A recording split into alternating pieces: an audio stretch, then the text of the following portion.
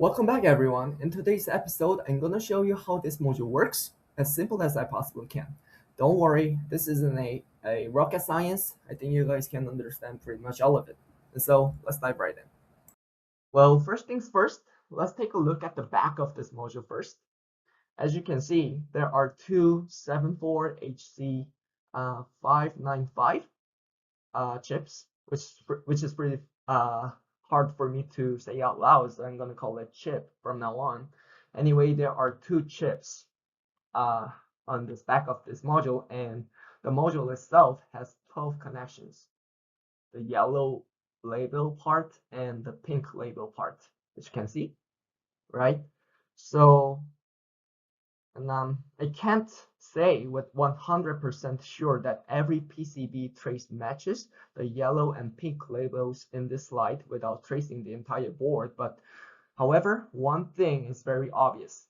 Well, 8 connections are used to drive the 8 segments, including the decimal point over here. So 1, 2, 3, 4, 5, 6, 7, and 8. So which means 8 segments. And on this module, these segment lines are active low, which means that a logic 0 means turning on. And the other 4 connections are used to choose which one of the 4 digits is active, which is the yellow part over here.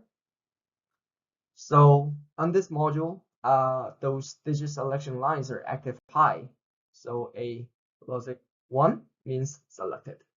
Well, let's look at the simple example over here. So suppose we want to display the number 0 in the first digit. So to do that, we need to send 2 bytes. The first byte is the segment data. The second byte is the digit selection data. So let's start with the segment data first. On this module, bit 0 starts from the top segment over here.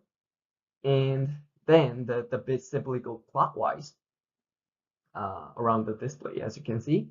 After that, the bit 6 controls the middle segment, and the bit 7 controls this decimal point over here. And so since this module uses active low, so to display the number 0, we send this byte, 1, 1, and all 0 on the end. Now let's look at the second byte, which is the digit selection bits. And this byte selects when digits should light up. So on my module, the bits are assigned from right to left. So since we want to turn on the first digit, we simply set bit 0 to 1. So that's why the digit selection byte becomes 0001. And one more thing, the order of these 2 bytes depends on how the 2 chips are connected on the PCB. So on my module, in my case, the segment data is sent first and the digit selection data is sent second. Now you might get curious, how does the chip actually work? The whole process can be explained with just 2 simple ideas. Serial first and parallel next. You might think like, what the hell does that mean? But it's gonna make sense in just a few minutes. Okay, so let's go one step deeper than that. Each chip contains 2 different registers. One is shift register, which is 8-bit, and the other is output register, which is also 8-bit. Since our module has two chips, so we have 2 shift registers and 2 output registers working together. Let's focus on the serial part first. Every bit coming through the DIO pin is read on the rising edge of the SCK, which is clock signal. In this project, our code sends the data MSB first, just so you know. And every clock pulse moves 1 bit into the shift register. And at the same time, the bits which are already inside the register move 1 position at a time. After 8 clock pulses, the first byte has completely entered the first shift register. Then during the next 8 clock pulses, those bits continue moving through the SQH pin into the second chip like this. That's why this design is called a cascade connection, And technically, the digit selection bits, this information only needs 4 bits, but for simplicity, we'll send it as 1 full byte. And so by the end of the 16 clock pulses, this is what the shift registers look like. Once both bytes have been shifted into the register, only one step is left, which is parallel movement. And we simply generate an RCK pulse over here. And according to the datasheet, the data moves from the shift registers to the output registers on the rising edge of RCK. Once that happens, the FND will display exactly what we intended. Exceptionally, my module works a little differently. Even though the datasheet says the transfer happens on the rising edge, I found that my code only worked when the RCK signal ended with a high to low transition, which is falling edge for some reason. So if your display doesn't work the first time, don't be afraid to try both signal sequence. So let's put everything together. First, SDK, which is clock signal, synchronizes every incoming beat and shifts it into the shift register 1 beat at a time.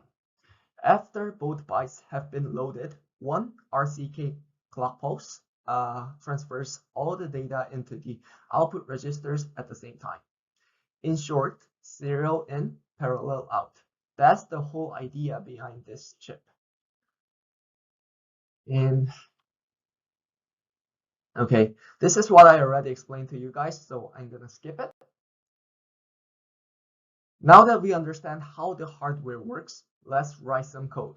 Our goal is pretty simple. We're going to display the word pass with decimal point on the end over here. And the nice thing about this project is that it doesn't matter which MCU you're using, as long as your board has a few GPIO pins, you can build this yourself. So let's wire everything up and start coding. All right, guys, just click the create a new STM32 project. And I already clicked it. So in my case, my board name is Nucleo F103RB. So I'm gonna write down Nucleo F103RB. There we go. And click next. I'm gonna name this project as a FND project 1, maybe. Click finish.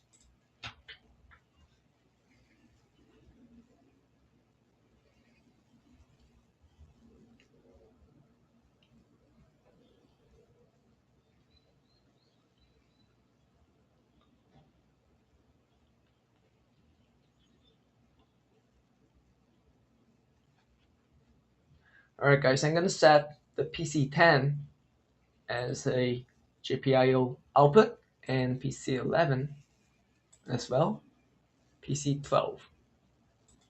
Just 3 of them, and go to the system core GPIO. And when it comes to PC10, I'm gonna set the output level as high, output push pull up, high speed.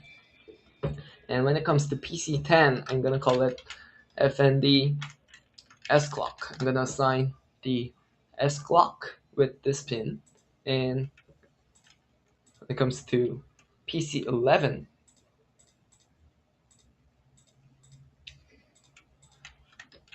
I'm gonna assign the FND R clock. Okay, and lastly, I'm gonna set the FND DIO, and this is all about the code, the pin configuration. So just click the code generation icon.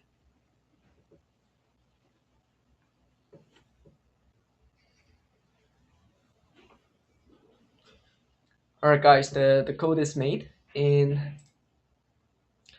I'm gonna make the new file our FND header file. I'm gonna throw it 1 just in case.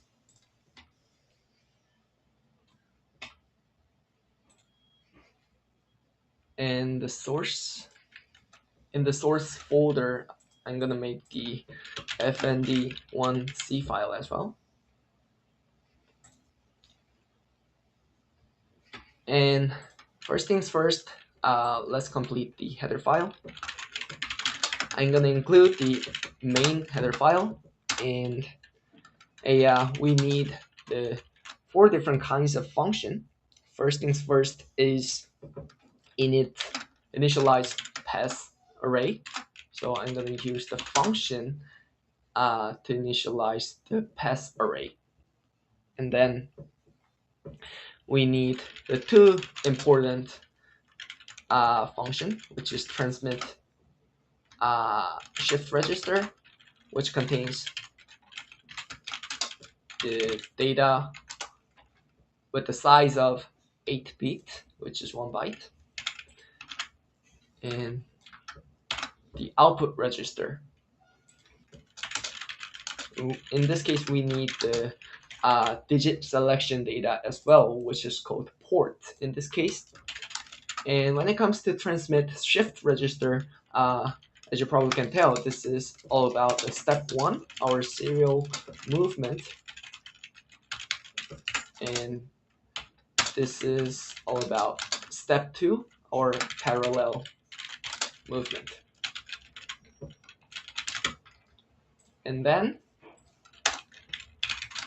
we need the print pass function to make the main C file code much simpler. Okay, so I'm gonna save this file and copy this context to complete the C file, FND1C file, and I'm gonna include the FND1 header file, and I'm gonna make the pass array.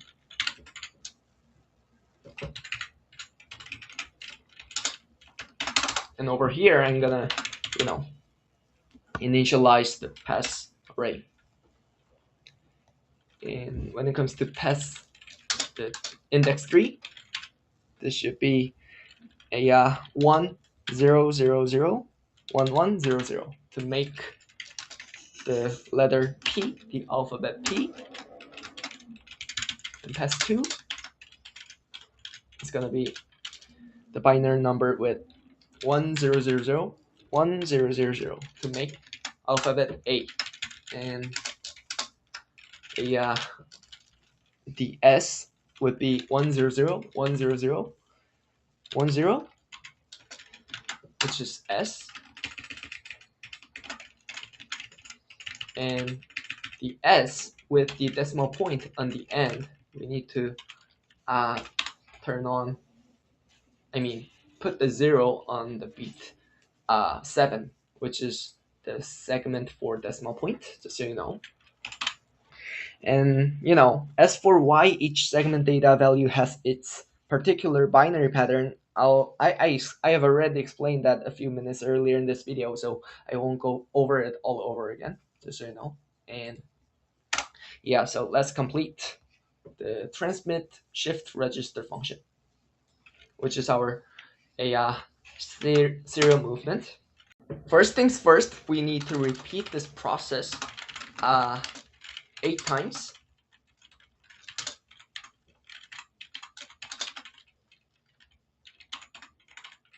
Because the shift register is a 8-bit register, like I said before, and the entire process should be check the MSB beat, and then we're gonna set the DIO pin high or low depending on the MSB beat, and then we need to left shift the beat. To move on to the next beat, we need to shift the data to the left, right? Left shift the data, okay? And then step 3 is to make the S clock rising edge, okay? Rising edge, So this is all about our entire step to repeat 8 times inside of this function. So if data MSB bit is high, and in this case, I'm not going to use the hexadecimal number. There we go. We need to set the DI open as a high state. How GPIO, right? Pin. Well, the function itself is very complicated, so I'm gonna copy this parameter, and we need the variables, which is also kind of complicated. So this is a small tip for you guys to make the coding much easier. There we go. And then let's complete the rest of them. So like I said before, we need to set the DI open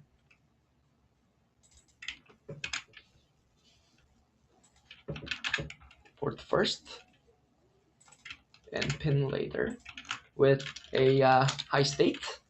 Otherwise, we need to set the DI open as a low state, right?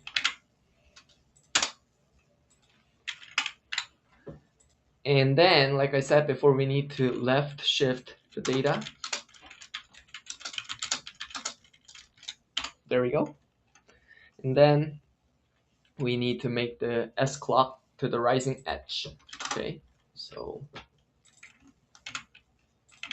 rising edge should be, low to high, right? Low to high to make a rising edge.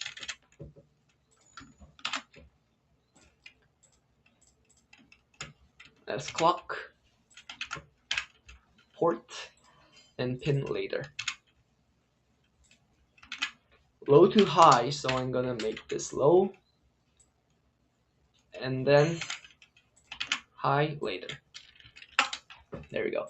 So this is all about the coding for the transmit shift register. All right, guys, let's move on to our step 2, which is parallel movement. All right, so in this case, we need to transmit the data first using the shift register function, and then we need to transmit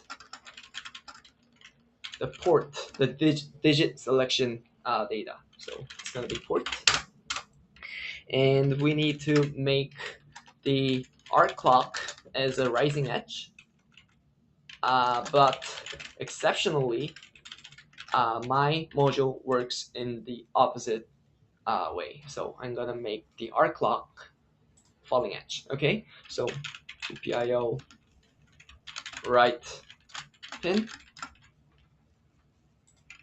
arc clock. So falling edge should be high to low, right?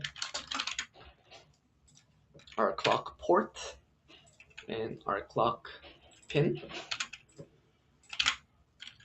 High to low, so it's gonna be 1 and 0 later. There we go. And then simply when it comes to print pass function, we need to transmit. We need to use the transmit output register function 4 times to print out the pass.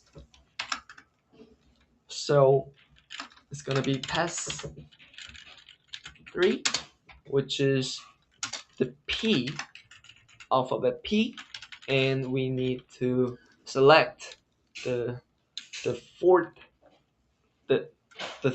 display, right? So we need to put 1 on the beat 3. There we go. And then yeah,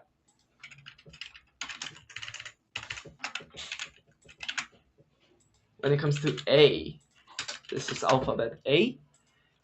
We need to move on to next digit selection bit.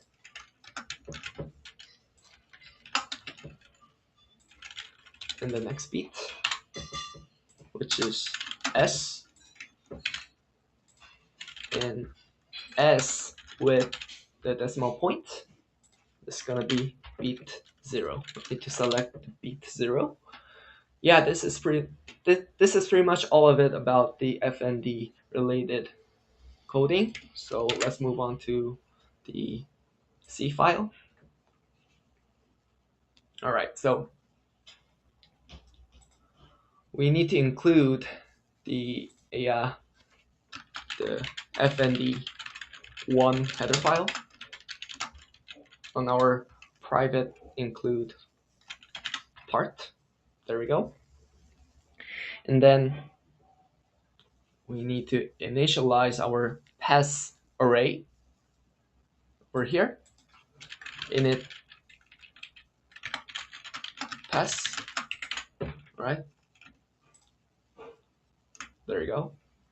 Then lastly, we need to print pass on the while loop. There we go. So I'm gonna build this project. Well, build is completed, and I'm gonna, insert the USB cable to my laptop and click the run button to upload your code to your board.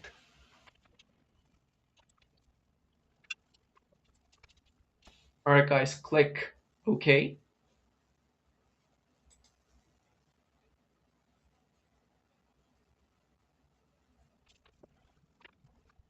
Alright guys, code's uploaded. We can see the pass with the decimal point on the end as we intended on our display. This is all about today's episode. I hope you guys enjoyed it, and see you on my next one. Bye guys.